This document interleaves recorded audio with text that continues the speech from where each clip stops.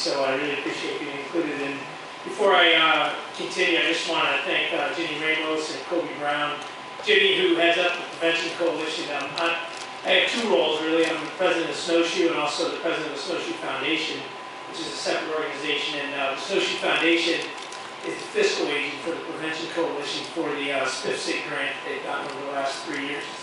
It's been literally hundreds of thousands of dollars that have come to the community that I think Kobe and Ginny have put to great use. Both the influence posters, all the events that you put on throughout the community have been fantastic. So I want to give you a round of applause.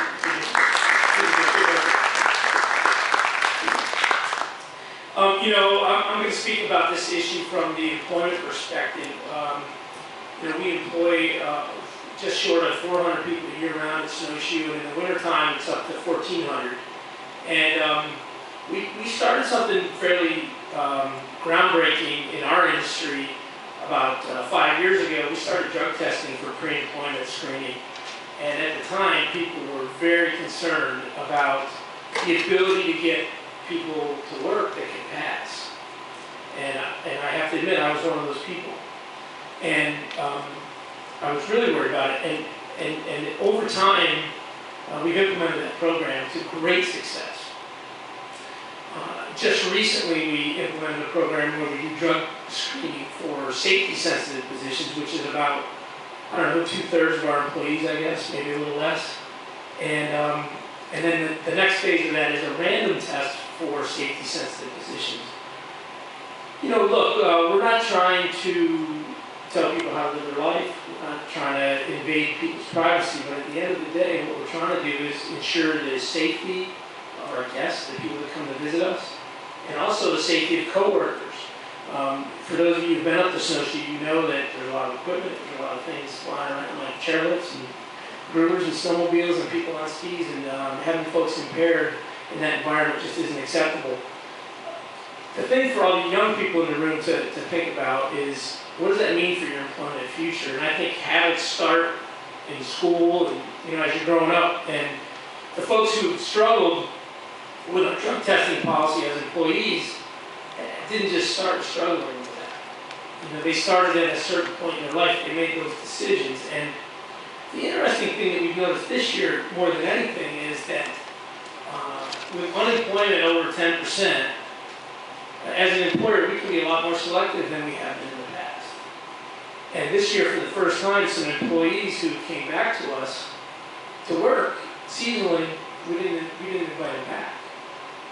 And part of the reason is because they've been employment problems. And part of the reason they've been employment problems is because they've had problems with drug and alcohol use. So I would just encourage you to start now in your decision making. Surround yourself with people who share your values, and because it will impact you in your life as you go out into the workforce. The great thing about where we live, and I've been here for 5 years, and I've loved every minute of it. We are just in a spectacular place. I mean, it is unbelievable. And so you have so many great choices of things to get involved with.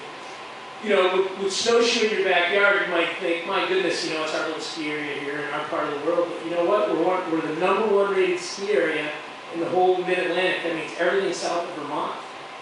We're number 8 in the whole East Coast. And it's right here. And, if you folks, how many people ski or snowboard in this room? Okay, good. I want to see everybody doing that. And it's a great alternative to drug and alcohol use, okay? Get up there. It is a great substitute.